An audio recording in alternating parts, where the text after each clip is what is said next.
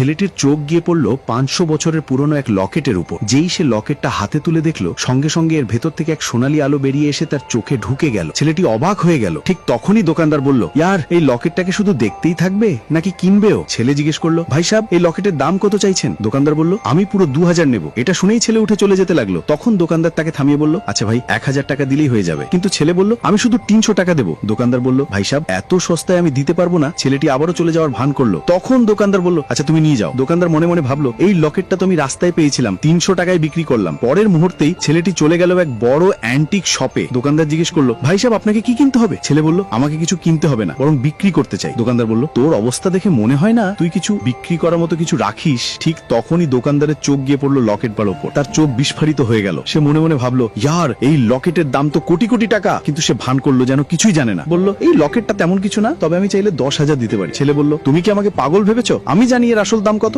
দোকানদার মনে মনে ভাবলো, এখনই সুযোগ, এটা আমি হাতছাড়া করবো না। সে বলল, ঠিক আছে, আমি তোমাকে এর জন্য 50 লাখ টাকা দিতে পারি। ছেলেটির মনে পড়লো, আমার মা খুব অসুস্থ, আমার টাকার দরকার। সে রাজি হয়ে গেল আর টাকা নিয়ে সোজা হাসপাতালের দিকে ছুটলো। ঠিক সেই সময় ডাক্তার নার্সকে বলছিল, এর ছেলে এখনো টাকা নিয়ে আসেনি, এর বেড বাইরে নিয়ে যাও। ঠিক সেই সময় ছেলে টাকা নিয়ে পৌঁছে গেল। সে দেখলো তার মাকে বাইরে বের করে দেওয়া হচ্ছে। সে দৌড়ে এসে বলল, তোমরা কি করছো? ডাক্তার বলল, আগে 50 লাখ টাকা দাও, তারপরেই তোমার মায়ের চিকিৎসা হবে। এটা শুনে ছেলেটি ব্যাগ থেকে